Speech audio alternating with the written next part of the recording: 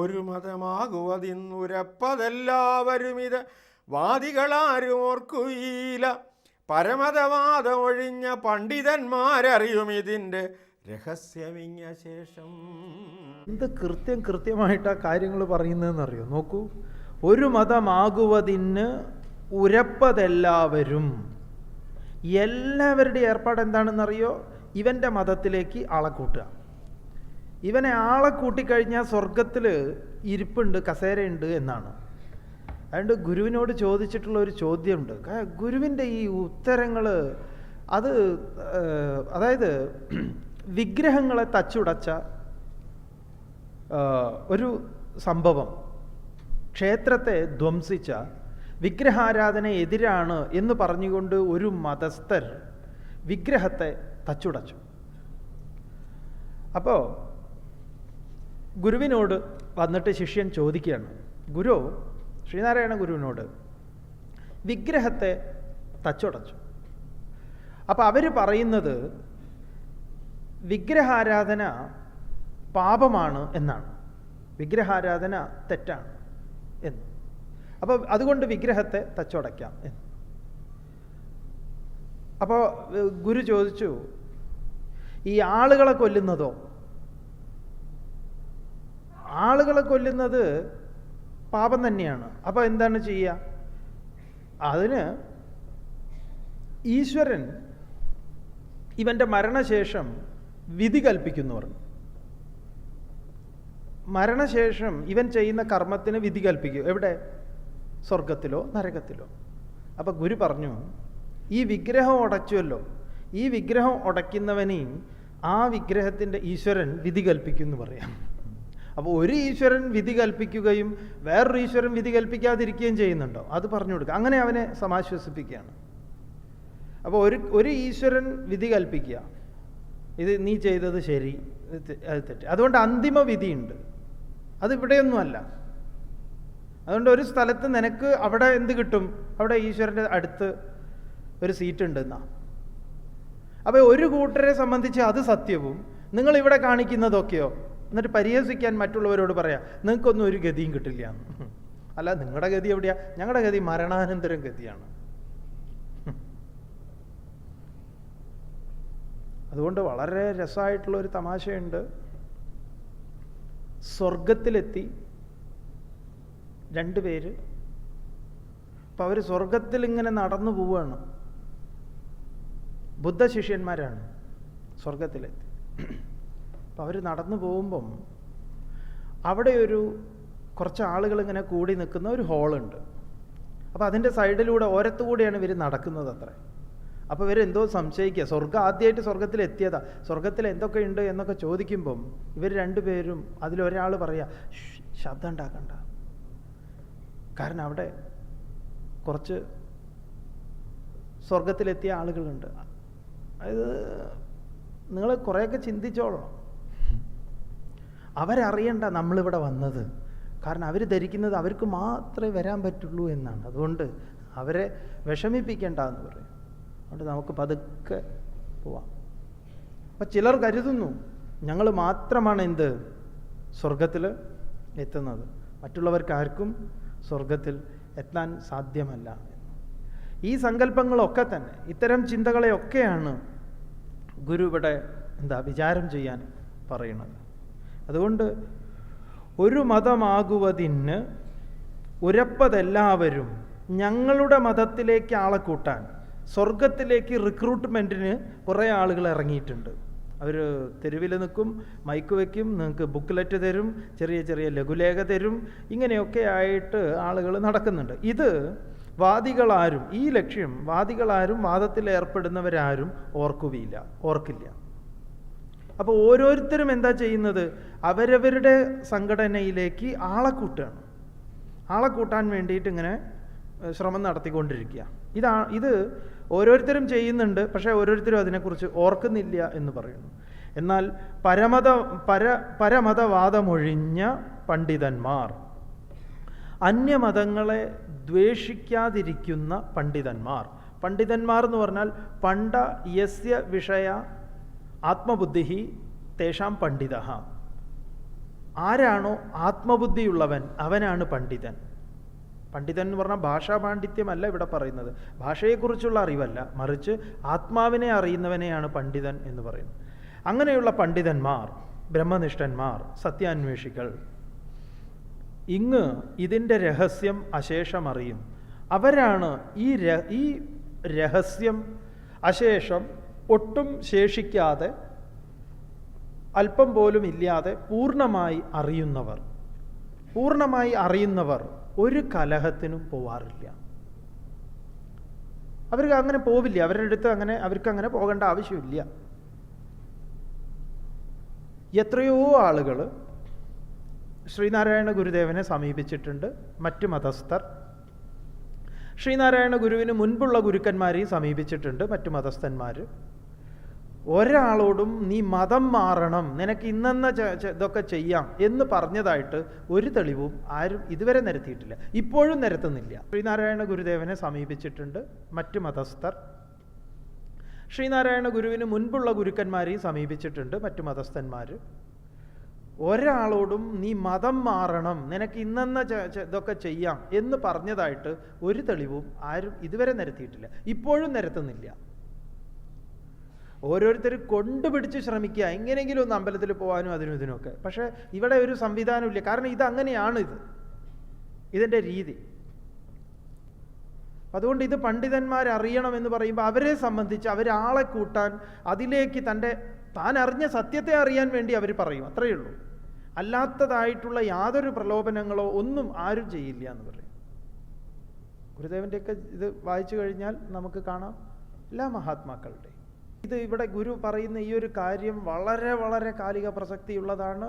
ഇത് കുട്ടികൾക്ക് നന്നായി പഠിപ്പിച്ചു കൊടുത്തേക്കണം.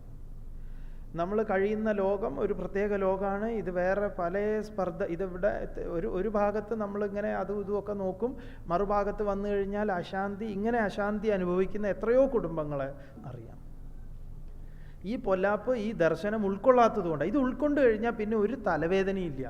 ആരുടെ സുഹൃത്തായിട്ട് നിങ്ങൾക്ക് എവിടെ വേണമെങ്കിൽ പോവാം. നിങ്ങളെ എന്ത് മതത്തെക്കുറിച്ച് പറഞ്ഞു തന്നാലും നല്ലത് ഗുരുദേവൻ പറഞ്ഞതുപോലെ പറയാം. അത് ശരി, വളരെ നല്ലതാണല്ലോ. ബൈബിള് നിങ്ങൾ തലങ്ങും വിലങ്ങും പഠിച്ചോളൂ, നല്ലതാണ്. ഖുറാൻ പഠിച്ചോളൂ, എന്താ കുഴപ്പം, നല്ലത് തന്നെ.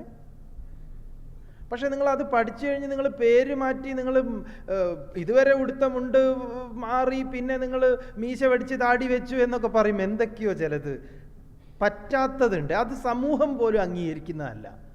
അതിൽ ഗുരു പറഞ്ഞിട്ടുള്ളതുണ്ട്, ഒരുവന് പ്രിയം അപരനു പ്രിയം, സ്വകീയ പ്രിയം.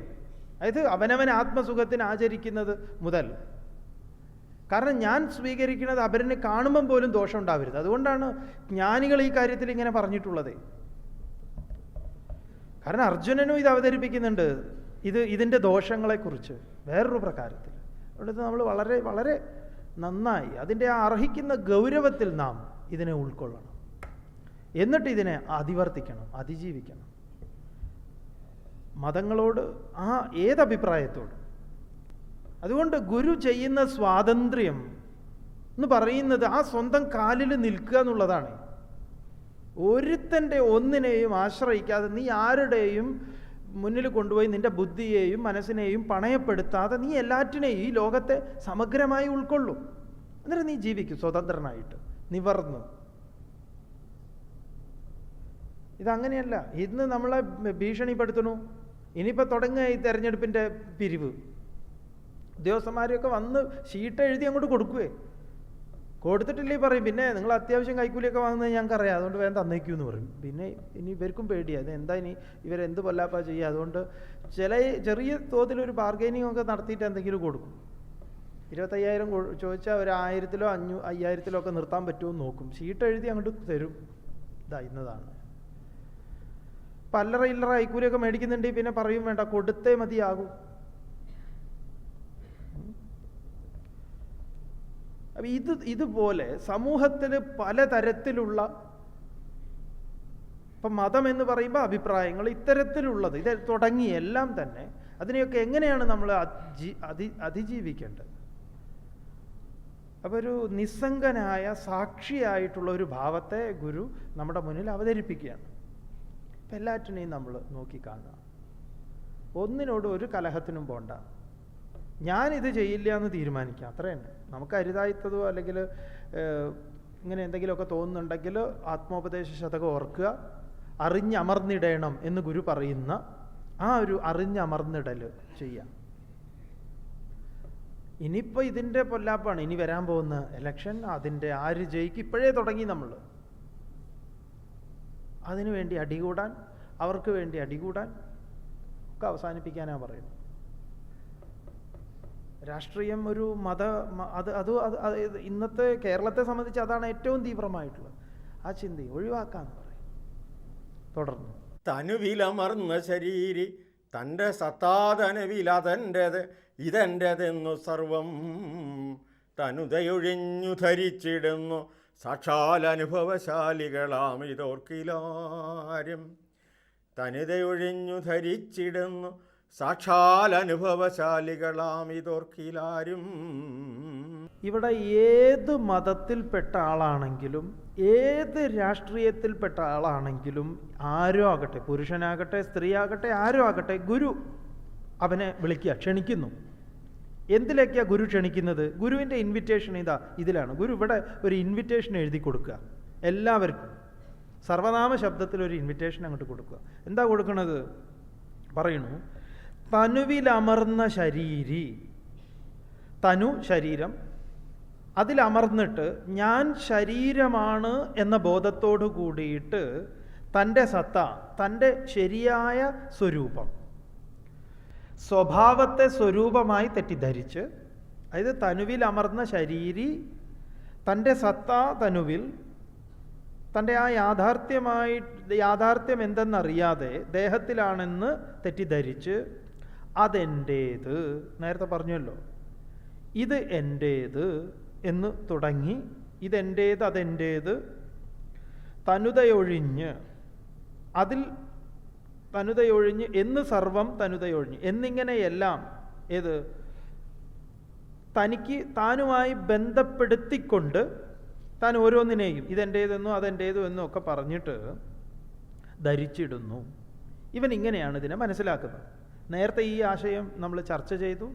ഞാൻ കണ്ണ്, ഞാൻ മൂക്ക് എന്നല്ല, മറിച്ച് ഞാനിപ്പോൾ കഷ്ടപ്പാടുള്ളവനാണ്. ഇങ്ങനെ ഞാൻ പലതുമായിട്ട് ബന്ധിപ്പിച്ചുകൊണ്ട് ഞാൻ എൻ്റെ സ്വരൂപത്തെ മറന്ന് ഞാൻ മറ്റു പലതുമായിട്ട് തീർന്നിടുന്നു. ഇതൊക്കെ ഗുരു പറയുന്നു, ഇതോർക്കിൽ, ഇത് വിചാരം ചെയ്യുകയാണെങ്കിൽ എന്താ വേണ്ടത്?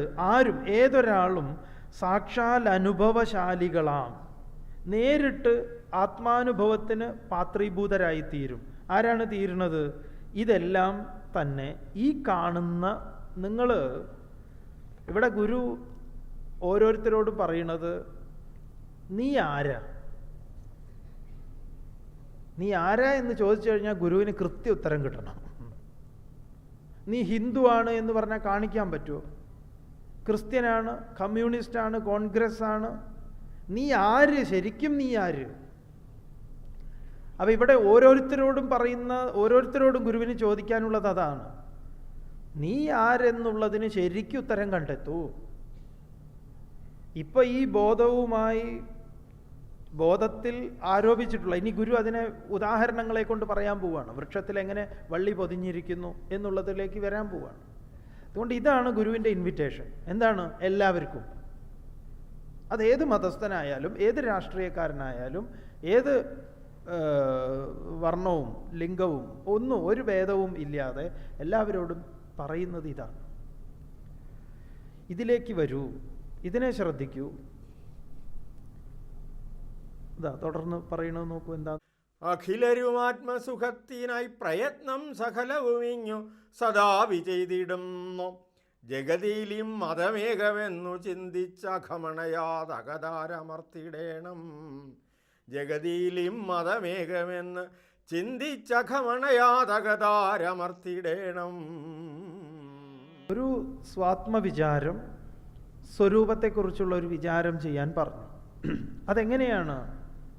അതായത് ഞാൻ എന്ന ബോധത്തിൽ എൻ്റേതെന്ന് തുടങ്ങി ഇന്ദ്രിയങ്ങളും ആ ഇന്ദ്രിയങ്ങൾക്ക് വ്യവഹരിക്കാനുള്ള ഇന്ദ്രിയങ്ങൾ വ്യവഹരിക്കുന്ന മണ്ഡലം, അതിൽ ഞാൻ ചിലതൊക്കെ എൻ്റേതെന്നും എൻ്റേത് എന്നൊക്കെ പറഞ്ഞു വെച്ചു. ഇത് ശരിക്കൊന്ന് വിചാരം ചെയ്താൽ സത്യം വെളിപ്പെട്ട് കിട്ടും എന്ന് പറഞ്ഞു.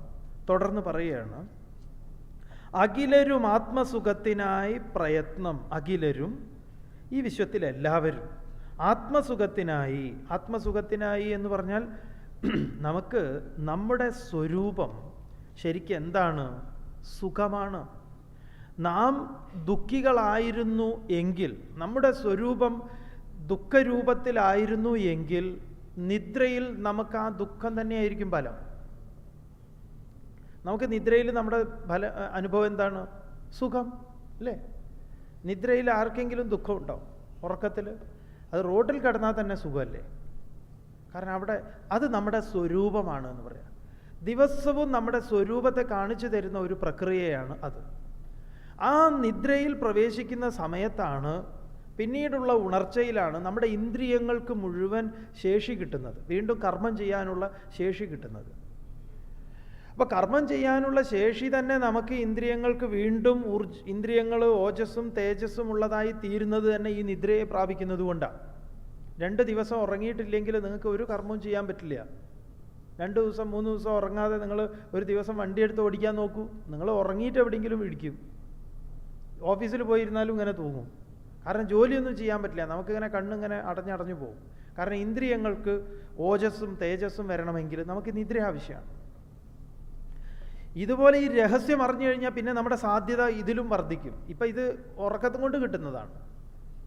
അതുകൊണ്ടാണ് ഈ സത്യാന്വേഷണം നടത്തുമ്പോൾ, അല്ലെങ്കിൽ ഇതിലേക്ക് വ്യാപൃതരായി കഴിഞ്ഞാൽ നമ്മുടെ ഒരു ഊർജമുണ്ട്, അല്ലെങ്കിൽ ആ ഓജസ് തേജസ് എന്ന് പറയുന്നത് വർദ്ധിക്കും. അത്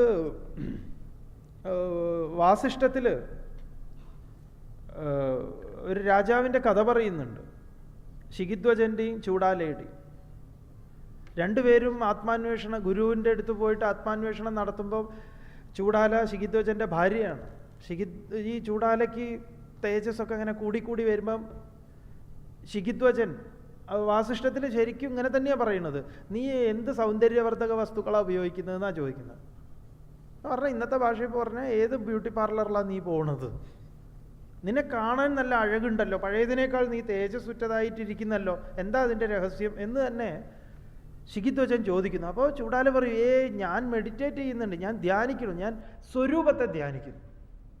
അപ്പോൾ ശിഖിധ്വജൻ ചിരിച്ചിട്ട് പറയും, പിന്നെ ഇവളല്ലേ സ്വരൂപത്തെ അറിയാൻ പോകുന്നത്? അതൊന്നും സാധ്യമല്ല എന്നൊക്കെയാണ്. പക്ഷെ ചുരുക്കി പറഞ്ഞാൽ ചൂടാല അത് സാക്ഷാത്കരിക്കുകയും താനത് സാക്ഷാത്കരിച്ചു എന്ന് ശിഖിധ്വജനോട് പറയുകയും, പക്ഷേ ശിഖിധ്വജൻ അത് കൂട്ടാക്കില്ല, അങ്ങനെയൊന്നും ഉണ്ടാവില്ല എന്ന് പറഞ്ഞു. അവസാനം ചുരുക്കി പറഞ്ഞാൽ യോഗമായ അല്ലെങ്കിൽ മായാവേഷത്തിൽ ഒരു ഗുരു ചമഞ്ഞ് ശിഖിധ്വജന് ഉപദേശിച്ചു കൊടുത്തു എന്നൊക്കെയാണ് വാസിഷ്ഠത്തിൽ രാമന് വസിഷ്ഠൻ പറഞ്ഞു കൊടുക്കുന്ന കഥ. അപ്പം ഇത് ഈ ഒരു ആത്മാന്വേഷണം അല്ലെങ്കിൽ സ്വരൂപത്തിലെ ഈ നമ്മുടെ നിദ്രയിൽ നമുക്ക് കിട്ടുന്നത് ഇതാണെങ്കിൽ, അതിനെ അറിയുന്നതിലൂടെ നമ്മുടെ ശക്തി 10 മടങ്ങാണ്. ആ 10 മടങ്ങ് ശക്തിയിലാണ് ഗുരു പ്രവർത്തിച്ചത്. അതാണ് നമുക്ക് വീണ്ടും വീണ്ടും നിങ്ങളോട് പറയാനുള്ളത്. എന്തൊക്കെ വിരുദ്ധമായിട്ടുള്ള സാഹചര്യത്തിലാണെങ്കിലും ഗുരുവിൻ്റെ ഗുരുവിൻ്റെ ഇന്ധനം ഇതാണ്. എന്താ പറയുക, ഒരു മുറിവുമില്ലാത്ത അനന്തമായ ഊർജ സ്രോതസ് ശേഖരം. ആ ആ ഖനിയാണ് തുറന്നത്. ആ ഖനി തുറന്നു കഴിഞ്ഞപ്പോൾ പിന്നെ അതിൽ ഒരു ചെറിയ കപ്പലെടുക്കാനൊന്നുമല്ല ഉള്ളത്, അതിലൊരു വലിയൊരു ജനതയെ തന്നെ മുക്കിയിടാൻ പാകത്തിനുണ്ട്. അപ്പോൾ പിന്നെ താൻ പിശുക്കേണ്ട ആവശ്യമൊന്നുമില്ലല്ലോ. താൻ കാര്യം മനസ്സിലാക്കി, ഇത് ഇഷ്ടംമാതിരി എടുത്താലൊന്നും ഇത് തീരാൻ പോകണില്ല എന്ന്. അഖിലരും ആത്മസുഖത്തിനായി പ്രയത്നം സകലരും. അഖിലരും എല്ലാവരും തന്നെ ഈ ആത്മസുഖത്തിനായിക്കൊണ്ടാണ് പ്രയത്നം ചെയ്യുന്നത്. സദാപി ചെയ്തിടുന്നു. ഈ ലോകത്തെല്ലാവരും ചെയ്യുന്നത് ഈ ഒരു സുഖത്തിനാണ്. നമുക്ക് ഈ സുഖം കിട്ടാൻ വേണ്ടി നമ്മളിത് പുറത്തന്വേഷിക്കുന്നു, ഇത്രയേ ഉള്ളൂ. എനിക്ക് കിട്ടേണ്ടത് എന്നെ തന്നെയാണ്. എനിക്ക് എന്നെ എവിടെയാണ് കിട്ടേണ്ടത്? പുറത്ത് കിട്ടണം. അപ്പം ഞാനത് പുറത്ത് ഇങ്ങനെ നോക്കുക, പക്ഷെ കിട്ടുന്നില്ല. അതുകൊണ്ട് മതിയാവുമ്പോഴേ അവസാനം ഉറങ്ങുന്നത്. അതുകൊണ്ട് എന്നെ ഞാൻ മറ്റുള്ളതിൽ അന്വേഷിക്കുന്നത്. അതുകൊണ്ടാണല്ലോ ഞാൻ എല്ലായിടത്തുള്ളപ്പോൾ എനിക്കൊരു വളരെ സന്തോഷമായിരിക്കും. നമ്മുടെ ഫോട്ടോ പത്രത്തിൽ വരുമ്പോൾ നമ്മൾ നോക്കില്ലേ, ആദ്യം നോക്കുക ആരുടെയാണ്, നമ്മളതിലുണ്ടോ നോക്കും. പത്രത്തിൽ ഇങ്ങനത്തെ ഒരു പടം എടുത്തു കഴിഞ്ഞാൽ നമ്മൾ ഇരുന്നിടത്ത് നമ്മുടെ പടം അവിടെ വെച്ച് കട്ട് ചെയ്തു, അടുത്ത ആളുടെ അവിടെ വെച്ച് കട്ട് ചെയ്തു, എന്നാലും നമ്മൾ പറയില്ലേ ഇത് എവിടെയായിരുന്നു. അപ്പോൾ എനിക്ക് എല്ലാറ്റിനും എനിക്ക് എന്ത് വേണം? ആത്മസുഖം. ഞാൻ അന്വേഷിക്കുന്നത് എന്നെ തന്നെയാണ്. ഞാൻ കർമ്മങ്ങളിലൂടെ, കാഴ്ചകളിലൂടെ, കേൾവിയിലൂടെ, എല്ലാറ്റിലും എല്ലാവരും അന്വേഷിക്കുന്നത് അതിനെയാണ്. പ്രയത്നം ചെയ്യുന്നു എല്ലാവരും. ജഗതിയിൽ ഇമ്മതമേകം. ജഗതിയിൽ, ഈ വിശ്വത്തിൽ ഈ ഒരു മതം ഏകമാണ്. ഇത് എല്ലാവരെയും സംബന്ധിച്ചും ഏകമാണ്. ഇതിൽ അഭിപ്രായ വ്യത്യാസമൊന്നുമില്ല. എല്ലാവർക്കും വേണ്ടത് എന്താണ്? സുഖമാണ് എന്ന് ചിന്തിച്ച് ഇതിനെ ഒന്ന് വിചാരം ചെയ്തിട്ട് എന്ത് വേണം? അകമണയാതെ. അകമണയാതെ, അകം എന്ന് പറഞ്ഞു കഴിഞ്ഞാൽ പാപം, തെറ്റിദ്ധാരണ എന്നൊക്കെയാണ്. ഇതിൽ പെടാതെ അകതാരമർന്നിടേണം. മനസ്സ് ഏകാഗ്രപ്പെട്ട് ആത്മനിഷ്ഠനായി തീരണം. ഈ ആത്മനിഷ്ഠയാണ് ഗുരു പറയുന്നത്. വാദകോലാഹലങ്ങളിലോ മറ്റുള്ളതിലോ ഒന്നും പോയി പെടാതെ ഈ ഒരു അറിവിലമർന്ന് ഇരിക്കാൻ നിങ്ങൾ ശ്രദ്ധ കാണിക്കൂ എന്നാണ്. ഈ ഒരു അറിവിലമർന്നിരുന്നാൽ ലോകത്തിൽ, നാട്ടിൽ, വീട്ടിൽ എന്തൊക്കെ വ്യാപാരങ്ങൾ നടക്കട്ടെ, ഈ ഒരു പരിപാടി ഒരു സ്വാത്മവിചാരം നമ്മൾ ചെയ്യണം. അത് ദിവസവും രാത്രി കിടക്കുന്നതിന് മുമ്പോ ഒരു 10 മിനിറ്റെങ്കിലും. നമ്മൾ ഈ സെൽഫോണൊക്കെ ചാർജിൽ വെക്കുമല്ലോ, ബാറ്ററി ചാർജിൽ, അതിൻ്റെ ചാർജർ വെച്ച് വെക്കുന്നത് എന്തിനാണ്? നാളെ ഉപയോഗിക്കാൻ. അതേപോലെ നമുക്ക് ഒരു ചാർജറാണ് ഇത്. ഈ ചാർജറിൽ ഒരു 5 മിനിറ്റ് ആത്മോപദേശ ശതകമാകുന്ന പ്ലഗിൽ അങ്ങോട്ട് കുത്തിവെച്ചേക്കുക. ചിലപ്പം ഇത് ശ്ലോകമൊന്നും മര്യാദയ്ക്ക് കിട്ടിയിട്ടില്ലെങ്കിലും ഒന്നൊരു ശ്രമമൊക്കെ നടത്തി നോക്കൂ. ചാർജ് കയറും, ഒരു കട്ടയെങ്കിലും കയറും. ഒരു കട്ട കയറിയാൽ കിട്ടുന്നേ, കുറച്ചൊക്കെ കിട്ടും, രക്ഷപ്പെടാം. നെറ്റ്വർക്ക് ഇവിടെ ഉണ്ട്, ചാർജാണ് ഇല്ലാത്തത്. പഴയ ബാറ്ററിയാ സ്വാമി, കുഴപ്പമില്ല.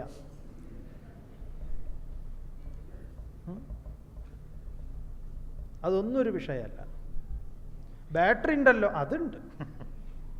ബാറ്ററി ഇല്ലാതെ ചാർജിലിടും ചിലരെ എന്ന് പറഞ്ഞാൽ ഉറക്കത്തിലാണ്. ആത്മോപദേശ ശതകം വെച്ചിങ്ങനെ ഉറങ്ങും നെഞ്ചത്ത്. ഞാൻ ആത്മോപദേശ ശതകം നെഞ്ചിലേറ്റിയിട്ടുണ്ട് സ്വാമി, വലിയ കമൻട്രിയാ, അതുകൊണ്ട് വേഗം ഉറക്കവും വരും എന്ന് പറയും.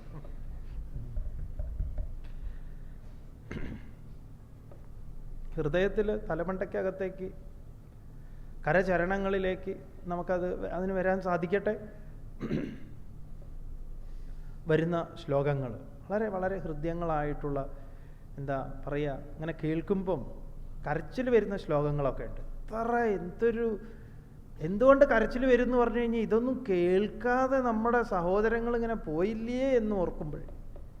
കാരണം അദ്ദേഹം ചെയ്ത ഒരു തപസ്, ഇത്രയും തപസ് ചെയ്ത് ഇത്രയും ശ്രദ്ധയോടുകൂടി ഇത്ര ആവർത്തി പല ഭേദത്തിലൊക്കെ പറഞ്ഞു തന്നിട്ടും നമ്മൾ തിരിഞ്ഞു നടന്നല്ലോ എന്ന് ആലോചിക്കുമ്പോൾ കരച്ചിൽ വരും എന്ന് പറയാം. എല്ലാവർക്കും നമസ്കാരം.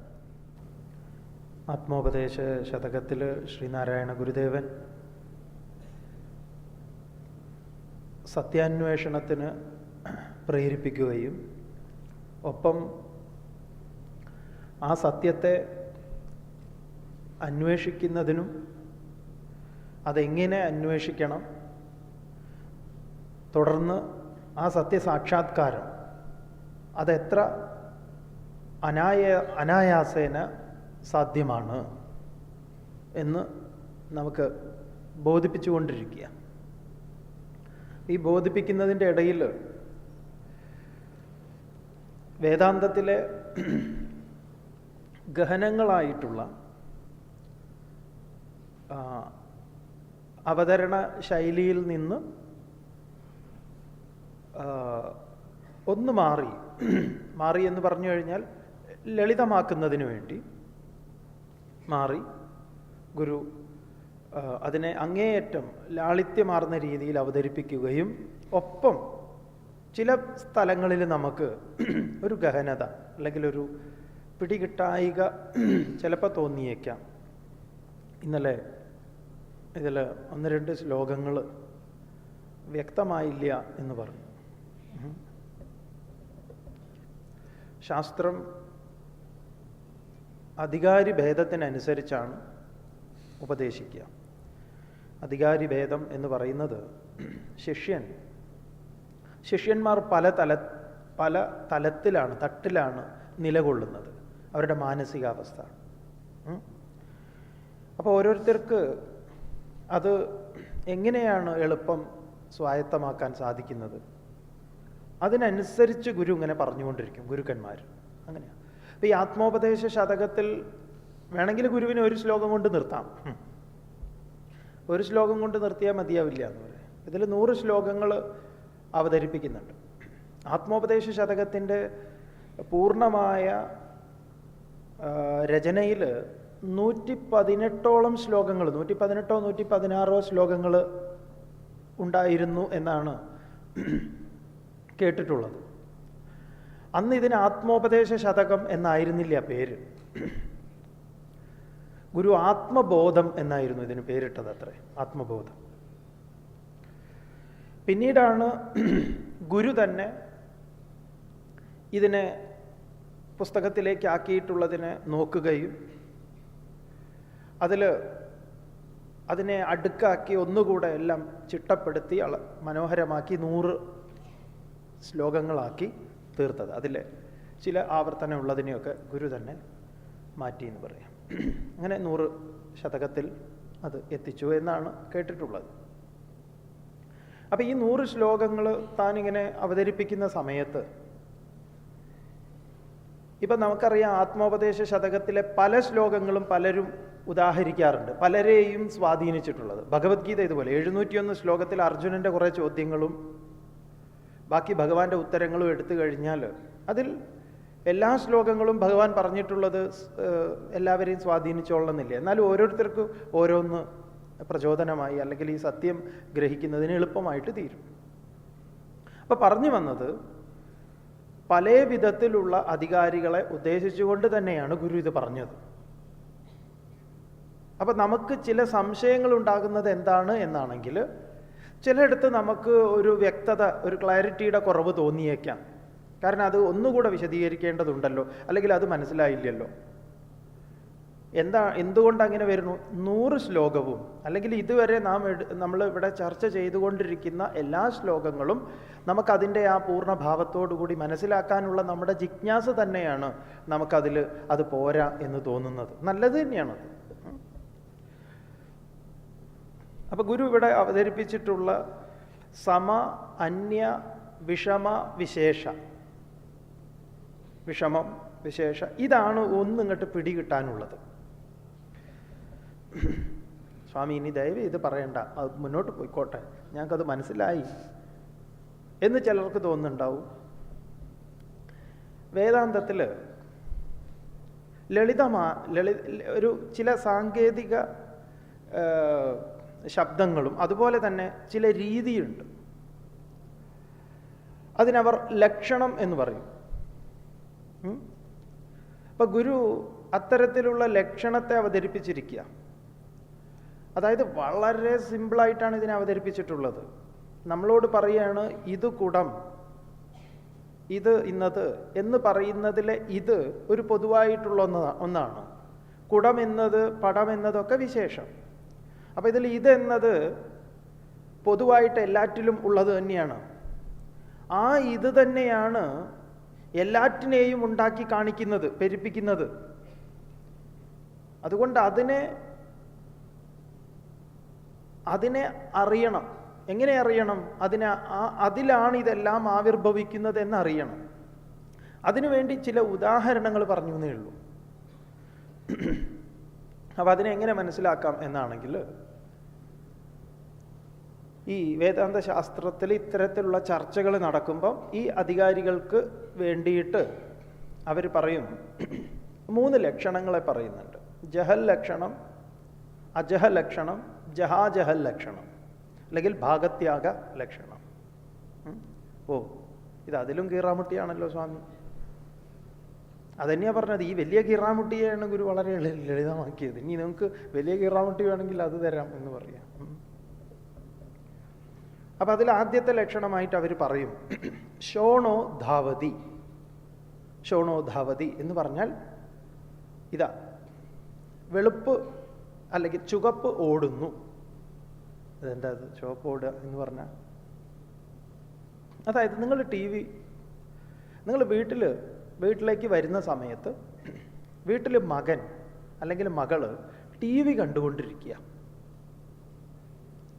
അപ്പോൾ നമ്മൾ അവിടെ അടുത്തിരുന്നു. അവൻ്റെ TV എന്താ ഇവൻ കാണുന്നത് എന്ന് നോക്കുമ്പോൾ ഫുട്ബോൾ മാച്ചാണ്. അവൻ കാര്യമായിട്ട് കണ്ടുകൊണ്ടിരിക്കുക, വേൾഡ് കപ്പാണ്. നമ്മളവിടെ ഇരുന്നു കാണാൻ നമുക്കും ഒരു രസമുണ്ട്. അപ്പം നമ്മൾ ചോദിച്ചു, മോനെ ആരാ ജയിച്ചത്? അപ്പം അവൻ പറയാണ് അവന് അതിനെക്കുറിച്ച് വലിയ ഐഡിയ ഒന്നുമില്ല ആരാണെന്ന്. ഏതായാലും അവൻ ഐഡിയ ഉണ്ടാകും, ചിലപ്പോൾ അമ്മയ്ക്ക് കൂടുതൽ ഐഡിയ ഒന്നും ഉണ്ടാവില്ല. അതുകൊണ്ട് അവൻ അമ്മയുടെ ആ ഫുട്ബോൾ പരിജ്ഞാനത്തെ മുൻനിർത്തി അവൻ പറഞ്ഞു ചുവപ്പ് 2 ഗോളിന് ജയിച്ചു എന്ന്. ചുവപ്പ് 2 ഗോളിന് ജയിച്ചിരിക്കുക. അപ്പം ചുവപ്പും കറുപ്പും ജേഴ്സി അണിഞ്ഞ 2 ആളുകൾ തമ്മിലാണ് കളി നടക്കുന്നത്. അപ്പം മകൻ അമ്മയോട് പറഞ്ഞു ചുവപ്പ് 2 ഗോളിന് ജയിച്ചു. പിന്നെ ചിലപ്പോൾ അമ്മ ചോദിക്കുകയായിരിക്കും ആരാ ചുവപ്പ്? അപ്പോൾ അവൻ പറയും ബ്രസീലാണ്. കറുപ്പാരാണ്? ജർമ്മനിയാണ്. അപ്പോൾ നന്നാവട്ടെ, അമ്മയ്ക്ക് അവന് ക്ലാസ് കൊടുത്തുകൊണ്ടിരിക്കുക. അപ്പോൾ ആദ്യത്തെ ചോദ്യം ആര് ജയിച്ചു എന്ന് പറയുമ്പോൾ ചുവപ്പ് ജയിച്ചു. അപ്പം ചുവപ്പ് ജയിച്ചു എന്ന് പറയുന്നതിലെ ചുവപ്പ് ജയിച്ചു എന്നതിനെ പൂർണ്ണമായി ഉപേക്ഷിച്ചുകൊണ്ട് മറ്റൊന്നിനെ സ്വീകരിക്കുന്ന പ്രക്രിയ ഒന്ന്.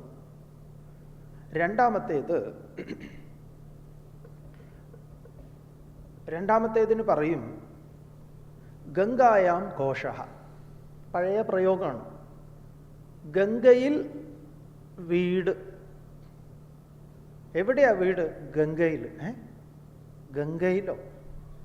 ഇപ്പം നിങ്ങളോട് ചോദിക്കുക എവിടെയാ നിങ്ങളുടെ വീട്? ഹൈവേയിൽ. ഹൈവേയിലോ? ഹൈവേയിൽ ആരെങ്കിലും വീടുണ്ടാക്കുമോ എന്നാരെങ്കിലും ചോദിക്കുമോ? ഇല്ല. അപ്പോൾ ഹൈവേയിലാണ് വീട് എന്ന് കേൾക്കുന്ന ആൾ ഹൈവേയെ മാറ്റി ഹൈവേയുടെ തീരത്ത് എന്നതിനെ ഉൾക്കൊള്ളുന്നു.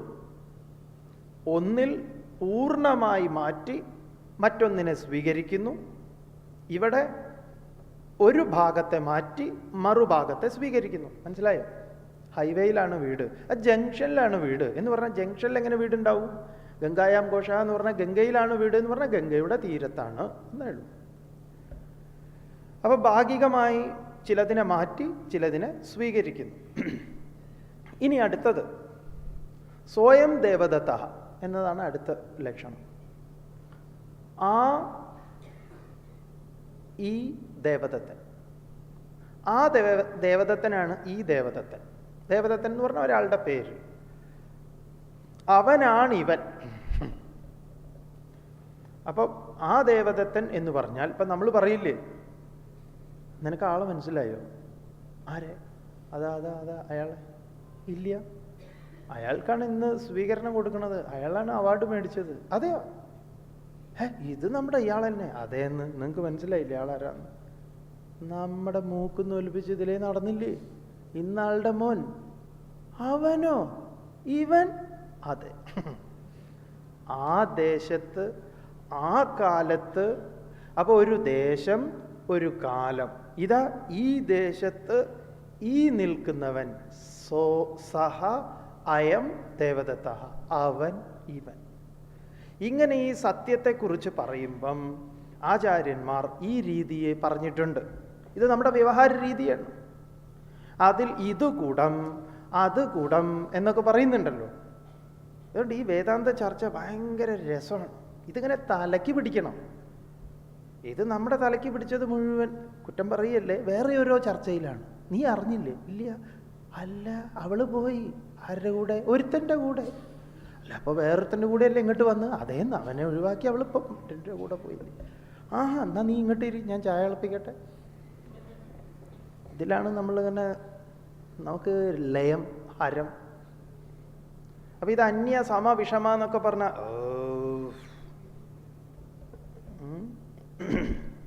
ഇതിനെ സ്ഥാപിച്ച്, അതായത് നമുക്ക് എന്താ അങ്ങനെ കരതലാമലകം എന്ന് പറയും. കയ്യിൽ ഉള്ളൻ കയ്യിൽ നെല്ലിക്ക വെച്ചാൽ എന്ന പോലെ. അതുകൊണ്ട് അവൻ്റെ പേര് ഹസ്താമലകൻ എന്നായത്. കയ്യിൽ നെല്ലിക്ക പോലെ. കയ്യിൽ നെല്ലിക്ക ഇരിക്കുന്നത് എത്രത്തോളം സത്യമായി അവന് അനുഭവപ്പെടുന്നുവോ അതുപോലെ ആത്മാവിനെ, സ്വരൂപത്തെ വേർതിരിച്ച് അനുഭവപ്പെടുത്തിയിട്ടുള്ള അവസ്ഥ. അപ്പോൾ അത്തരത്തിൽ അനുഭവപ്പെടുത്താനുള്ള ഒരു പ്രയാണം ഗുരുവിൻ്റെ. അതുകൊണ്ട് ഇതിൽ പറഞ്ഞിട്ടുള്ള ഈ സാങ്കേതിക ശബ്ദങ്ങളെയൊക്കെ നമുക്കിങ്ങനെ മനസ്സിലാക്കാം. വളരെ ലളിതമാണ് ഗുരു പറഞ്ഞത്. എല്ലാ വൈവിധ്യങ്ങളെയും പ്രകടമാക്കുന്നത് ഇതാണ്. ഈ സത്യത്തെ, അതിൽ എന്തുണ്ട്? നാനാത്വങ്ങളെല്ലാം അതിലാണ്. അതുകൊണ്ട് അതിനെ ഭജിക്കണം. അതിനെ സത്യമെന്നറിഞ്ഞ്, അതിലാണ് ഇതെല്ലാം ആവിർഭവിച്ചതെന്നറിഞ്ഞ് അതിനെ ഭജിക്കണം. പറഞ്ഞു ഗുരു അവസാനമായിട്ട് 48-ാമത്തെ ശ്ലോകത്തിൽ, തനുവിൽ അമർന്ന ശരീരി തൻ്റെ സത്താ തനുവിൽ അതെൻ്റേത് ഇതെൻ്റേത് എന്നു സർവം. തനുവിൽ അമർന്ന ശരീരം എന്താ ചെയ്തത്? ശരീരമാണ് താൻ എന്ന ബോധത്തിൽ തൻ്റെ ദേഹത്തെ താനായിട്ട് ധരിക്കുകയും എന്നാൽ യാഥാർത്ഥ്യത്തെ വിസ്മരിക്കുകയും ചെയ്യുന്നു. ഇതൊക്കെ ഈ വേദാന്തത്തിൽ, അതായത് ഈ അഗ്നിക്കൊരു സ്വഭാവമുണ്ട്. ഗഹനമായ ചർച്ചയാണ് ഇത്. ഒരു ചർച്ച ഇങ്ങനെ ചെയ്ത് അവരിങ്ങനെ പോകും. അതിനവിടെ അവരുദാഹരിക്കുന്ന ഉദാഹരണം, അഗ്നിക്ക് എന്തില്ല? അഗ്നിക്ക് രൂപമില്ല. അതേസമയം അഗ്നിക്ക് ഭാരമില്ല. ഇത്ര കിലോ അഗ്നി എന്ന് പറയാൻ പറ്റില്ല, ഇത്ര സെൻറ്റിമീറ്റർ അഗ്നി എന്ന് പറയാൻ പറ്റില്ല. എന്നാൽ ആ അഗ്നിയിൽ ഈ ഗുണം വന്നു ചേരുന്നു. എങ്ങനെ? അഗ്നിക്ക് അയസ്സുമായുള്ള സംഘം കാരണം. ഒരു ഇരുമ്പ് കഷ്ണം അഗ്നിയിലിട്ട് പഴുപ്പിച്ച് അങ്ങോട്ട് എടുത്തു കഴിഞ്ഞാൽ പിന്നെ അതിൽ ഇരുമ്പിൻ്റെ ധർമ്മമില്ല. പിന്നെ എന്തിൻ്റെ ധർമ്മമാണ്? അഗ്നിയുടെ ധർമ്മമാണ് ഇരുമ്പിൽ ആവേശിക്കുന്നത്. എന്നിട്ടോ ആ ഇരുമ്പിൻ്റെ പീസ് ഇങ്ങോട്ട് എടുത്തു കഴിഞ്ഞാൽ പിന്നെ അതെന്താണ്? ഇരുമ്പാണോ? അല്ല, അഗ്നിയാണ്. അപ്പോൾ അഗ്നിയിൽ എന്തുണ്ടാകുന്നു? ഇരുമ്പിൻ്റെ ചില ഗുണങ്ങൾ ഉണ്ടാകുന്നു. ഇരുമ്പിൻ്റെ ചില ഗുണങ്ങളോ അത് പോയി കിട്ടുന്നു. ഇങ്ങനെ പരസ്പരം കൊള്ളുകയും തള്ളുകയും ചെയ്യുന്ന ഏർപ്പാടുണ്ട്. അതാണ് ഗുരു ഇവിടെ പറയുന്നത്. ബോധത്തിൽ ശരീരവും ബോധവും തമ്മിലുള്ള സാമ്യം കാരണം പിന്നെ തുടർന്നുള്ള മനസ്സ്, അതിൻ്റെ വികാര വിചാരങ്ങൾ, ഇതൊക്കെ വന്നപ്പം നമ്മൾ എന്ത് കരുതി? ഞാൻ ശരീരമാണ്, ഞാൻ മനസ്സാണ്, ഞാൻ ബുദ്ധിയാണ്, അതുമായിട്ട് ബന്ധപ്പെട്ടതൊക്കെ ഞാനാണ്, എൻ്റേതാണ് എന്ന് കരുതി. അതുകൊണ്ട് അങ്ങനെ കരുതരുതേ എന്ന് പറയാം. ഇതൊക്കെയാണ് ഇവിടെ ലളിതമായിട്ട് പറഞ്ഞിട്ടുള്ളത്. അതുകൊണ്ട് വേറെ തന്നെ അതിനെ സ്ഫുടം ചെയ്തെടുക്കണം. അതുകൊണ്ട് അതെന്താണ് അപ്പം? അതൊരു മഹേന്ദ്രജാലം. വളരെ നന്നായിട്ട് പറഞ്ഞു. അതൊരു മായയാണ്, ലീലയാണ്, മാജിക്കാണ്, ഒരു വിനോദത്തിനുള്ള ഒരു ഏർപ്പാടാണ് എന്നൊക്കെ കരുതിക്കൊള്ളുക. അല്ലാതെ അതിന് വേറെ ഉത്തരവൊന്നുമില്ല. അതാർക്കുണ്ട് എന്നറിയുന്നവൻ അത് മായ, അല്ലാത്തവന് മായയില്ല. അവൻ ആ സത്യത്തെ അറിയുന്നു. ഇതാണ് ഇവിടെ 48-ാമത്തെ ശ്ലോകത്തിൽ ഗുരു ചർച്ച ചെയ്തത്. തനുതയൊഴിഞ്ഞ് എന്നു സർവം തനുതയൊഴിഞ്ഞ് ആ മമതയിൽ ബന്ധപ്പെടുത്തിയിട്ടാണ് നമ്മൾ ഇതിനെയൊക്കെ ധരിച്ചിടുന്നു. ഇതോർക്കിൽ ഈ രഹസ്യം നമ്മൾ എന്തു വേണം? വിചാരം ചെയ്തറിയണം. ആരും സാക്ഷാൽ അനുഭവശാലികളാം. ഇത് സാക്ഷാത്തായിട്ടുള്ള ആ സത്യസാക്ഷാത്കാരത്തിനുള്ള അനുഭവത്തിന് നാം പാത്രമായി തീരും എങ്കിൽ മാത്രം. അല്ലെങ്കിലൊന്നും നടപ്പില്ല എന്ന് പറയും. അത് ഗുരു പറഞ്ഞു. വേറെ എളുപ്പവഴിയൊന്നുമില്ല. ഇതിനെ കുറേയും കൂടെ വിസ്തരിക്കുന്നുണ്ട്. തുടർന്ന് പറഞ്ഞു, അതെ, അഖിലരും ആത്മസുഖത്തിനായി പ്രയത്നം സകലവും ഇങ്ങ് സദാപി ചെയ്തിടുന്നു. നമ്മളെല്ലാവരും എന്തിനാണ്? ആത്മസുഖത്തിനാണ്. അപ്പം നമുക്ക് കിട്ടേണ്ടത് ഈ സുഖം തന്നെയാണ്. പക്ഷെ ഈ സുഖം കിട്ടുന്നുമില്ല. അപ്പം ഇതാണ് നമുക്ക് കിട്ടേണ്ട സുഖം. ഏത് സുഖം? ആത്മസുഖം. ആ സുഖം എന്തായിരിക്കണം? മുറിവില്ലാത്തതായിരിക്കണം. അപ്പം ഇപ്പം കിട്ടുന്നതൊക്കെയോ ചില്ലറയാണ്. അപ്പം ഗുരു ഇവിടെ പറയുന്നത് സുഖം അല്ലെങ്കിൽ ആനന്ദം വസ്തുനിഷ്ഠമല്ല, മറിച്ച് ആത്മനിഷ്ഠമാണ്. ഇതാണ് നമ്മൾ പഠിക്കേണ്ടത്. അപ്പം സുഖം എന്നത് ആത്മനിഷ്ഠമാണ്. എന്തുകൊണ്ടെന്നാൽ എൻ്റെ സ്വരൂപം സുഖമാണ്. അപ്പം സുഖം എന്നത് ആത്മനിഷ്ഠമാണ്. എന്തുകൊണ്ടെന്നാൽ എൻ്റെ സ്വരൂപം സുഖമാണ്. സുഖം വസ്തുനിഷ്ഠമായിരുന്നു എങ്കിൽ വസ്തുക്കളുടെ അനുഭവത്തിൽ സുഖം വർദ്ധിക്കണമായിരുന്നു. പക്ഷെ എൻ്റെ അനുഭവം എന്താണ്? ഇപ്പോൾ ഒരാൾ പറയുകയാണ്, ലഡു ഇഷ്ടമുള്ള ആൾ, ചിന്മയാനന്ദ സ്വാമികൾ എപ്പോഴും പറയുന്ന ഉദാഹരണമാണ്, ലഡു ഇഷ്ടമുള്ള ആൾക്ക് ഒന്നാമത്തെ ലഡു നല്ല സുഖമുള്ളതാണ്, രണ്ടാമത്തെ ലഡു അതിലും സുഖമുള്ളതാണ്, മൂന്നാമത്തേതോ വാ, നാലാമത്തത് അതിലും, അങ്ങനെ 25ാമത്തെ ലഡു ഇല്ല. ചിന്തിക്കാൻ പറ്റില്ല അയാൾക്ക്. ചിലത് 25 വരെയൊക്കെ ചിലർ കഴിക്കുമായിരിക്കാം, പറയാൻ പറ്റില്ലേ. ചിലരൊക്കെ നിലക്കടല കഴിക്കുന്നത് പോലെ ലഡു കഴിക്കാറുണ്ട്. അപ്പം ലഡുവിൽ സുഖമുണ്ടായിരുന്നുവെങ്കിൽ ലഡുവിൻ്റെ അനുഭവങ്ങളിൽ സുഖം വർദ്ധിക്കണമായിരുന്നു, രസം വർദ്ധിക്കണമായിരുന്നു. പിന്നെ ലഡു കാണുമ്പോൾ നമുക്ക് മതിയാവും അല്ലേ? ആ ലഡു തന്നെ മതി അകത്ത് പോയ ലഡുവിനെ പുറത്തു കൊണ്ടുവരാൻ. അപ്പോൾ ലഡുവിലാണോ സുഖം? അല്ല. തനിക്ക് ഏറ്റവും ഇഷ്ടപ്പെട്ടതാണ് അത്ര ലഡു. ആ ലഡു അച്ഛൻ മരിച്ചിരിക്കുമ്പോൾ 1 കിലോ ലഡു കൊണ്ട് തന്നാലോ നമുക്കിഷ്ടാവില്ല. കാരണം എന്താ? അപ്പം ലഡു നിങ്ങൾക്ക് സുഖം തരുന്നില്ലേ? ഇല്ല എന്ന് പറയാം. അപ്പോൾ ഒരു വസ്തുവിൻ്റെ അല്ലെങ്കിൽ ഒരു വസ്തുവിലായിരുന്നു സുഖമെങ്കിൽ അതിൻ്റെ ഭോഗത്തിൽ, ഭോഗം എന്നാ പറയാം, അതിൻ്റെ അനുഭവത്തിൽ നമുക്ക് സുഖം വർദ്ധിച്ചുകൊണ്ടിരിക്കണം. അപ്പോൾ വസ്തുവിലായിരുന്നു സുഖമെങ്കിൽ അതിൻ്റെ ത്യാഗത്തിൽ, അതിനെ ഉപേക്ഷിക്കുന്നതിൽ നമുക്ക് എന്ത് കിട്ടണം? സുഖം കിട്ടണം. ഇപ്പം AC സുഖമാണ്. എപ്പം? വേനൽക്കാലത്ത്. കൊടും തണുപ്പിൽ കൈലാസത്തിൽ പോയാൽ ആരെങ്കിലും AC ഇടാൻ പറയുമോ? ഇല്ല, ദുഃഖം ഉണ്ടാക്കും. നല്ല തണുപ്പുള്ളപ്പോൾ നമ്മൾ എന്ത് ചെയ്യും? ഫാനൊക്കെ ഓഫ് ചെയ്യാൻ പറയും. എപ്പോഴാണത്? തണുപ്പിൽ. അതേ വേനലിൽ നമ്മൾ എന്തു പറയുന്നു? നമുക്ക് സുഖം കിട്ടുന്നത് ഫാനാണ്. അപ്പോൾ ഒരു വസ്തു നമുക്ക് സുഖം തരുന്നു, അതേ സമയത്ത് ഒരു വസ്തുവിൻ്റെ ഭാവത്തിൽ സുഖം, ഒരു വസ്തുവിൻ്റെ അഭാവത്തിൽ സുഖം. അപ്പം സുഖം ഇരിക്കുന്നത് വസ്തുവിലാണോ? അല്ല. ഈ സുഖം എവിടുന്നൊക്കെ ഉണ്ടാവുന്ന ആചാര്യന്മാർ എണ്ണീയിട്ടുണ്ട്. വേണമെങ്കിൽ കണക്ക് പറഞ്ഞുതരാം, നിങ്ങൾ വേണമെങ്കിൽ ഓർത്ത് വെച്ചോളൂ. അതിന് അവർ വളരെ എളുപ്പത്തിൽ അവർ പറയുന്നത് വിഷയങ്ങളുടെ ഭോഗത്തിൽ എന്നാണ്. ഇതൊക്കെ ഒന്ന് മനസ്സിലാക്കിയാൽ നമുക്ക് കുറച്ചങ്ങോട്ട് ഗുരു പറയുന്ന ശ്ലോകങ്ങളെ എളുപ്പത്തിൽ അങ്ങോട്ട് മുന്നോട്ട് പോയി വേഗത്തിൽ മനസ്സിലാക്കാൻ പറ്റും. വിഷയങ്ങളുടെ ഭോഗം. വിഷയങ്ങൾ എന്ന് പറഞ്ഞാൽ ശബ്ദസ്പർശ രസരൂപ ഗന്ധാദികൾ. ഇതേ ഉള്ളൂ നമുക്ക് അനുഭവിക്കാൻ ഈ ലോകത്തിൽ. അപ്പം ഈ വിഷയങ്ങളുടെ ഭോഗത്തിൽ, ഭോഗം എന്ന് പറഞ്ഞാൽ അനുഭവിക്കുക, അതിൽ സുഖമുണ്ടോ എന്ന് ചോദിച്ചാൽ ഒന്നാമത്തെ ഒരു കണ്ടെത്തൽ സുഖമുണ്ട് എന്നുള്ളതാണ്. അപ്പോൾ വിഷയങ്ങളുടെ ഭോഗത്തിൽ നമുക്ക് സുഖം കിട്ടും. അതേ നമ്മൾക്ക് വിഷയത്തിൻ്റെ ത്യാഗത്തിലും സുഖം കിട്ടുന്നുണ്ട്. വിഷയങ്ങളുടെ ഉപേക്ഷയിൽ, വിഷയങ്ങളെ മാറ്റി നിർത്തുമ്പം, ചിലതിനെയൊക്കെ മാറ്റി നിർത്തുമ്പോഴാണ് നമുക്കൊരു സുഖം. അതുകൊണ്ടാണല്ലോ വിവാഹിതനാകണം എന്ന് ആഗ്രഹിച്ചു, വിവാഹം കഴിക്കാതെ ഒരു സുഖമില്ല എന്ന് കരുതി അങ്ങനെ അവസാനം വിവാഹം കഴിച്ചു. വിവാഹം കഴിച്ചപ്പോൾ ഒരുമിച്ച് കഴിയുന്നതാണ് ദുഃഖം എന്നായി ഇപ്പോൾ വേർപെടുത്തി. അപ്പോഴാണ് സുഖം. ഒരേ ആൾക്ക് തന്നെയാണ്, ഒരേ കാര്യത്തിൽ സുഖവും ദുഃഖവും. ഇപ്പോൾ വിഷയങ്ങളുടെ ഭോഗം, വിഷയങ്ങളുടെ ത്യാഗം. മറ്റൊന്ന് വിഷയങ്ങളുടെ സ്മൃതിയിൽ എന്നാണ്. സ്മൃതി എന്ന് പറഞ്ഞാൽ ഓർമ്മ. അതായത് മുൻപ് ഒരു വിഷയം അനുഭവിച്ചതിന് ഇങ്ങനെ മനസ്സിൽ താലോലിക്കുമ്പോൾ ഒരു സുഖം കിട്ടും. ചിലർ അങ്ങനെ ഇരുന്ന് സുഖിച്ചിരിക്കുന്നത് കാണാം. അതെന്താണ്? ഓർമ്മയിൽ അങ്ങനെ, ഓ പണ്ട് ആ കുട്ടിക്കാലൊക്കെ എത്ര നന്നായിരുന്നു അല്ലേ, അതേ.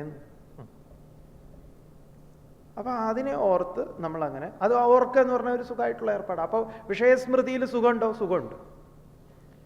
അപ്പോൾ വിഷയങ്ങളുടെ ഭോഗത്തിൽ, വിഷയത്തിൻ്റെ ത്യാഗത്തിൽ, വിഷയത്തിൻ്റെ സ്മൃതിയിൽ. പിന്നെ പറയുന്നത് കൃതകൃത്യതയിൽ നാം കർമ്മങ്ങളെ ചെയ്തു തീർക്കുമ്പോൾ, ചെയ്യാനുള്ള ജോലിയൊക്കെ ചെയ്തു കഴിഞ്ഞാൽ ഒരു സുഖമാണ്. ഓഫീസിലുള്ളവർക്ക് ഒരു ഫയലൊക്കെ കംപ്ലീറ്റ് ചെയ്ത് കഴിഞ്ഞാൽ സുഖമാണ്. വീട്ടിൽ തന്നെ നിങ്ങൾക്ക് ജോലിയൊക്കെ മുഴുവനാക്കിയിട്ടാണ് നിങ്ങളിവിടെ വന്നിരിക്കുന്നതെങ്കിൽ സുഖമാണ്.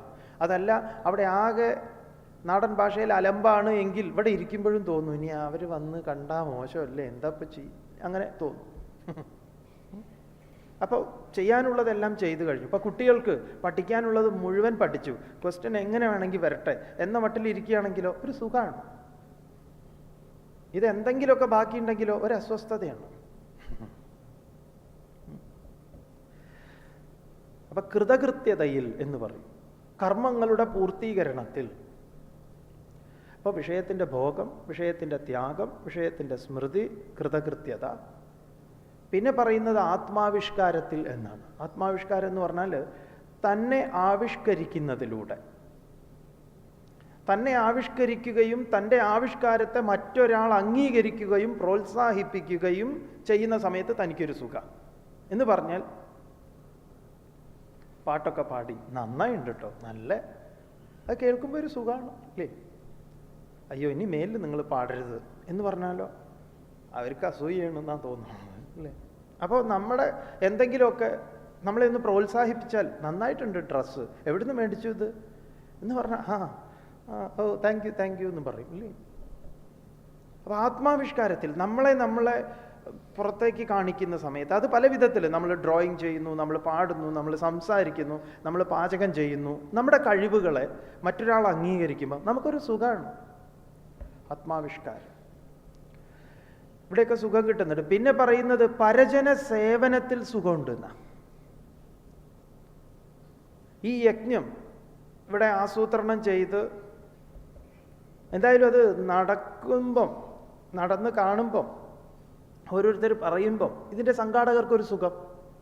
മറ്റുള്ളവരൊക്കെ പറഞ്ഞു നന്നായി കേട്ടോ, നിങ്ങളത് ആസൂത്രണം ചെയ്തത് കേൾക്കാൻ പറ്റി, നന്നായി എന്നൊക്കെ പറയുമ്പം അത് കേൾക്കുമ്പം ഒരു സുഖം. അപ്പോൾ പരജന സേവനം എന്ന് പറഞ്ഞാൽ മറ്റുള്ളവരെ പല വിധത്തിൽ സേവിക്കുന്നതിലൂടെ നമുക്ക് സുഖം കിട്ടും. ചിലരെ സംബന്ധിച്ച് അങ്ങനെയല്ല, പരജന ദ്രോഹത്തിൽ അതെ സുഖമുണ്ട്. ഇതെങ്ങനെയൊന്ന് നമുക്ക് ഇതിനെ ഒരു പാര പണിയാൻ പറ്റും, അതിൽ സക്സസ് ആയാൽ അവർക്കൊരു സുഖമാണ്. അല്ല അറിഞ്ഞില്ലേ, ഇല്ല അയാൾ ആശുപത്രിയില്ല, അതെയോ എന്തു പറ്റി, ഒരു ഭാഗം തളർന്നു, പോരാ 2 ഭാഗം കൂടെ തളരണം എന്ന് പറയും. അപ്പോൾ ഒരു ഭാഗം കേൾക്കുമ്പോൾ നമുക്കൊരു സുഖമില്ല, 2 ഭാഗം പോലീസ് പിടിച്ചു കൊണ്ടേണ്ട്, അതെ അപ്പം തന്നെ ഇറങ്ങിപ്പോന്നു എന്ന് പറഞ്ഞാൽ ഛേ അല്ലേ. അപ്പൊ പരജനങ്ങളെ ദ്രോഹിക്കുന്നതിൽ ചിലർ ആനന്ദം കണ്ടെത്തുന്നു. അപ്പൊ പരജന സേവനത്തിലും പരജന ദ്രോഹത്തിലും. പിന്നെ പറയുന്നത് തന്നെ മറ്റൊന്നായി കരുതുന്നതിൽ, അഹങ്കാരത്തെ അന്യതാ ധരിക്കുന്നതിൽ എന്ന് പറയും. തന്നെ അന്യതാ ധരിക്കുന്നത്, മറ്റൊന്നായിട്ട് ധരിക്കുന്നതിൽ, അതിലൊരു സുഖമുണ്ട്. അതെന്താ സ്വാമി, അത് എല്ലാവർക്കും ഇതിൽ പരിചയമാവും തോന്നില്ല, എന്നാലും അതിനെക്കുറിച്ചൊക്കെ പറഞ്ഞാലും നിങ്ങൾക്ക് ചിലപ്പോൾ അറിയുമായിരിക്കാം. കുറച്ച് സേവിക്കുക. അപ്പം നല്ലോണം അങ്ങോട്ട് അവർ സേവ നടത്തി കഴിഞ്ഞാൽ അവർക്ക് തോന്നും, അവർക്ക് ഏറ്റവും കൂടുതൽ ഈ വേദാന്തം ഫലത്തിൽ വരിക ചില ആളുകൾക്കുണ്ട്. ഇതങ്ങോട്ട് കഴിച്ചാൽ പിന്നെ അവർക്ക് കാണുന്നവരെല്ലാം അളിയനാണ്. അളിയോ ഇരിയളിയ എന്ന് പറയും. എത്ര കാലമായി നമ്മൾ കൂടിയിട്ട് എന്ന് പറഞ്ഞാൽ അങ്ങോട്ട് കാണുന്നവരോട് എല്ലാവരും വല്ലാത്തൊരു പ്രേമമാണ്, ഒരു സ്നേഹമാണെന്ന് പറയും. അപ്പം അതൊരു സുഖമുള്ളൊരു ഏർപ്പാടാണ്.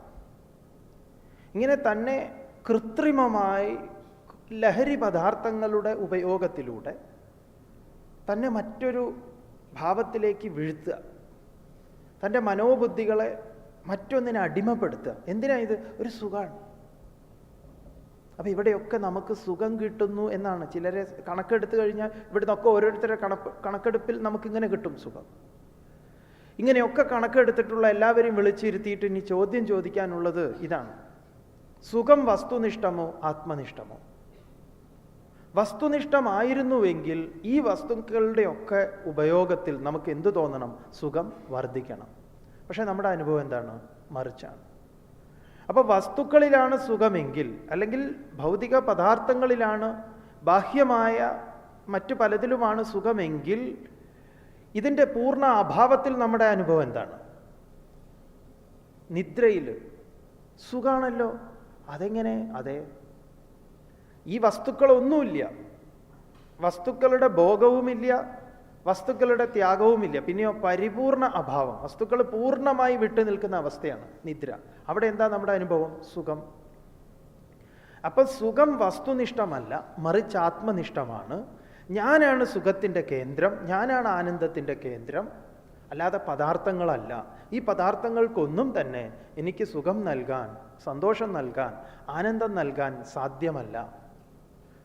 ഇതറിയണമെങ്കിൽ സുഖത്തിനായി പ്രയത്നം സകലവും ഇങ്ങ് സദാപി ചെയ്തിടുന്നു. എല്ലാവരും ഈ അന്വേഷിക്കുന്നത് ഈ ഒരു സുഖത്തെയാണ്, സദാപി ചെയ്തിടുന്നത് ഈ ആത്മസുഖത്തെയാണ്. പക്ഷേ ഈ ആത്മസുഖം എങ്ങനെ ശരിയായ വിധത്തിൽ കിട്ടും? അതിനാണ് ഗുരു ഇവിടെ പറഞ്ഞത്. എന്ത് വേണം? ഈ കാര്യത്തിൽ ആർക്കും ഒരു വിയോജിപ്പുമില്ല. ജഗതിയിൽ ഇമ്മതമേകം, ഈ പ്രപഞ്ചത്തിൽ ഈ ഒരു അഭിപ്രായം ഏകമാണ്. അകമണയാതെ അകതാരമർന്നിടേണം. ഈ പാപത്തിൽ പോയി പെടാതെ, ഇന്ദ്രിയാരാമനാകാതെ ആത്മാരാമനാകണം എന്ന് ഗുരു ഉപദേശിക്കുക. ഇത്ര വരെയാണ് ഉപദേശിച്ചത്. നിലമൊടു നീരതുപോലെ കാറ്റു തീയും വെളിയും അഹങ്കൃതി വിദ്യയും മനസ്സും അലകളും ആഴിയുമെന്നു വേണ്ട എല്ലാ ഉലകും ഉയർന്നറിവായി മാറിടുന്നു. അലകളും ആഴിയുമെന്നു വേണ്ട എല്ലാ ഉലകും ഉയർന്ന് അറിവായി മാറിടുന്നു. നിലമൊടു നീര് അതുപോലെ കാറ്റ് തീയും. നിലമോട് എന്ന് പറഞ്ഞാൽ ഭൂമിയോടൊപ്പം പിന്നെ ആരൊക്കെയാണ്? നീര്, ജലം, അതുപോലെ കാറ്റ്, അതുപോലെ വായു, കാറ്റ്, തീയും വെളിയും, അഗ്നി, വെളി, ആകാശം, അഹങ്കൃതി വിദ്യയും, അഹമെന്ന ബോധം, അഹങ്കൃതി, അഹം കർത്ത എന്ന ബോധം, വിദ്യയും എന്ന് പറഞ്ഞാൽ വിദ്യാശക്തി, ജ്ഞാനം, അറിവ്, മനസ്സെന്ന് പറഞ്ഞാൽ അന്ധക്കരണം, തുടർന്ന് മനസ്സും അലകളും ആഴിയും, തിരമാലകളും സമുദ്രവും. അലകളും ആഴിയും തിരകളും സമുദ്രവും എന്നു വേണ്ട, എന്നല്ല, എല്ലാ ഉലകം മുഴുവൻ, ഈ വിശ്വം മുഴുവൻ, ഈ പ്രപഞ്ചത്തിൽ എന്തൊക്കെ പ്രതിഭാസങ്ങളുണ്ടോ അതെല്ലാം തന്നെ ഉയർന്ന് എന്ന് പറഞ്ഞു കഴിഞ്ഞാൽ, അത് ഇവിടെ ഗുരു ഉയർന്ന് എന്ന് പറയുമ്പം അതിൻ്റെ തിരോധാനം തന്നെയാണ്. അതിൽ നിന്നെല്ലാം ഉയർന്ന് അറിവായി മാറിയിടുന്നു. ഇതെല്ലാം, എല്ലാ വൈവിധ്യങ്ങളും ദ്വന്ദ്വങ്ങളും അകന്ന് അറിവ് മാത്രമായി തീർന്നിടുന്നു. ഇവിടെ എന്തില്ല? ഈ പറഞ്ഞ ഭേദങ്ങളൊന്നും തന്നെ ഇല്ല. എന്തൊക്കെയാ ഇപ്പൊ ഗുരു പറഞ്ഞ ഭേദം? ഉപനിഷത്തിൽ പറയുന്നത് തന്നെയാ ഇത്, ഗീതയിൽ പറയുന്നത് തന്നെയാ ഇത്. ഭൂമിരാപോ നലോ വായു ഖമ്മനോ ബുദ്ധിരേവച അഹങ്കാരമിതീയമ്മേ ഭിന്നാ പ്രകൃതിരഷ്ടധ. എൻ്റെ 8 പ്രകാരത്തിലുള്ള പ്രകൃതി: ഭൂമി, ആകാശം, വായു, അഗ്നി, ജലം, മനസ്സ്, ബുദ്ധി, അഹം എന്ന ബോധം. ഇതെല്ലാം തന്നെ ഇത് ഓരോന്നിൽ ഒതുങ്ങി ഉയർന്ന് എന്ന് പറയുമ്പം ഒന്നൊന്നിൽ വിലയിച്ച് ഉപനിഷത്തിൽ, കഠോപനിഷത്തിൽ പറയുന്നുണ്ട്, ഗീതയിലും പറയുന്നുണ്ട്. ആപൂര്യമാണമചലപ്രതിഷ്ഠം സമുദ്രമാപ പ്രവിശന്തി യദ്വത് തദ്വത് കാമായം പ്രവിശന്തി സർവേ സശാന്തിമാപ്നോതി ന കാമകാമി. ആപൂര്യമാണമചലപ്രതിഷ്ഠം, എല്ലായിടത്തും ജലം വന്നങ്ങോട്ട് നിറഞ്ഞു കഴിഞ്ഞാൽ പിന്നെ കുളം, കിണർ ഇത്യാദികളൊന്നുമില്ല.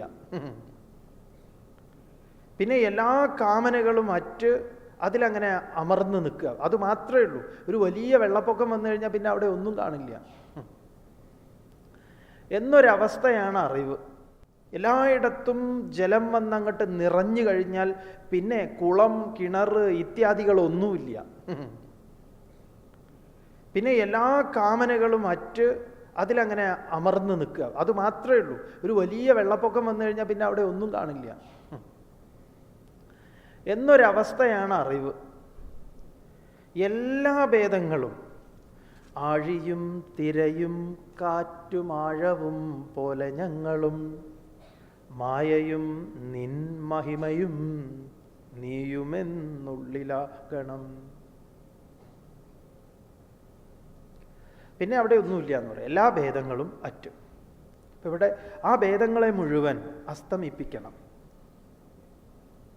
ഇതെങ്ങനെ സാധിക്കും? നിങ്ങൾ ചെറിയൊരു വിചാരം ചെയ്യാൻ നിങ്ങളിവിടെ ഒരു നിമിഷം, ഒരു 2 മിനിറ്റ് ഒരു ചെറിയൊരു വിചാരം ചെയ്യാൻ ഈ വേദാന്ത ദൃഷ്ടിയാലുള്ളത് വിട്ടേക്ക്. അല്ലാത്ത വിധത്തിൽ തന്നെ നാം നമ്മുടെ ഉണ്മയിലേക്ക് ഒന്ന് ഇറങ്ങണമെന്ന് ചിന്തിച്ചാൽ ഭൗതിക ദൃഷ്ടിയ, ഭൗതിക ശാസ്ത്ര ദൃഷ്ടിയ ഒരു അന്വേഷണം നടത്തി നോക്കൂ. ഞാൻ എവിടുന്ന് വന്നു എന്ന് യുക്തിഭദ്രമായി ചോദിച്ചാൽ അതിന് യുക്തിഭദ്രമായി കിട്ടുന്ന ഉത്തരം അമ്മയുടെ ഉദരത്തിൽ നിന്ന് എന്ന് തന്നെയാണ്. ദൈവം തന്നതാണെന്നൊക്കെ വേറെ ഇരിക്കട്ടെ. അമ്മയുടെ ഉദരത്തിൽ എന്നെത്തി, എങ്ങനെ എത്തി എന്ന് ചോദിച്ചാൽ അച്ഛൻ്റെ ശരീരത്തിലൂടെ, അച്ഛൻ്റെ ശരീരത്തിൽ നിന്ന് എന്ന് തന്നെയാണ് ഉത്തരം. അപ്പം ഞാൻ എൻ്റെ ഇന്നലകളിലേക്ക് ഞാൻ നടക്കുമ്പോൾ 10 മാസത്തിന് മുൻപുള്ള എൻ്റെ ഉണ്മ ഞാൻ എൻ്റെ അമ്മയുടെ ഉദരത്തിൽ കണ്ടെത്തുകയും അവിടെ നിന്ന് 10 മാസം പിറകിലേക്ക് ഞാൻ നടന്നു കഴിഞ്ഞാൽ എൻ്റെ അച്ഛൻ്റെ ശരീരത്തിൽ ഞാൻ എൻ്റെ ഉണ്മയെ കണ്ടെത്തുകയും ആ അച്ഛൻ്റെ ശരീരത്തിൽ ഞാൻ നടക്കുമ്പോൾ അച്ഛൻ്റെ ശോണിത ശുക്ലങ്ങളിലൂടെ ഞാൻ നടന്നു നീങ്ങിയാൽ അച്ഛൻ കഴിച്ച അന്നത്തിലേക്ക് എനിക്ക് പ്രവേശിക്കാതിരിക്കാൻ പറ്റില്ല. കാരണം അന്നമാണ് അതിനെ പ്രകടമാക്കിയത്. അന്നമാണ് അതിനെ അത്തരത്തിലുള്ള ആ പരിണാമത്തിന്, ശുക്ലപരിണാമത്തിന് നിദാനമായി വർത്തിച്ചത് അന്നമാണ്. അതുകൊണ്ടാണ് കുട്ടികൾ പപ്പ എന്ന് വിളിക്കുക. അത്രേ പപ്പായയിലൂടെ വന്നതുകൊണ്ടാണ്, തമാശയായിട്ട് പറയാറുണ്ട്. അപ്പം എൻ്റെ ഉണ്മ ചിലപ്പോൾ ഞാൻ എത്തുന്നത് പപ്പായയിലായിരിക്കാം, എന്തിലും ആവട്ടെ. അപ്പം എൻ്റെ നടപ്പ് ഞാൻ തുടങ്ങിയപ്പോൾ ഞാനിപ്പോൾ എവിടെ എത്തി? വൃക്ഷങ്ങളിൽ, ഫലത്തിലെത്തി. ആ ഫലത്തിൽ നിന്ന് വീണ്ടും ഞാൻ തിരിഞ്ഞു നടന്നാൽ ഞാൻ ഭൂമിയിലെത്തും. ഭൂമിയിൽ നിന്ന് നടന്നാൽ ജലത്തിലെത്തും. ജലത്തിൽ നിന്ന് നടന്നാൽ അഗ്നിയിലെത്തും. അഗ്നിയിൽ നിന്ന് നടന്നാൽ വായുവിലെത്തും. വായുവിൽ നിന്ന് വീണ്ടും പിറകിലേക്ക് നടന്നാൽ ആകാശത്തിലെത്തും. ആകാശത്തിൽ നിന്ന് വീണ്ടും നടന്നാൽ ആത്മാവിലെത്തും. പിന്നെ നടക്കാൻ ഇടമില്ല. ഈ ഒരു അന്വേഷണം, അതിലെല്ലാം അമർന്ന് ഒടുങ്ങി, ഇത് അറിവ് കൊണ്ട് ചെയ്യേണ്ടത് തന്നെയാണ്. ഇതിനെ നിഷേധിക്കാൻ ആർക്കും പറ്റില്ല. അതുകൊണ്ട് ഈ ഒരു തിരിഞ്ഞു നടപ്പ്, ഉണ്മയിലേക്കുള്ള ഒരു തിരിഞ്ഞു നടപ്പ്, അതാണ് ഇവിടെ ഗുരു പറയുന്നത്. അതിലെന്തു വേണം? ആ അറിവായി മാറിയിടുന്നു. അറിവായി, കേവല ബോധമായി, ആ സത്യമായി, ചൈതന്യമായി മാറിയിടണം.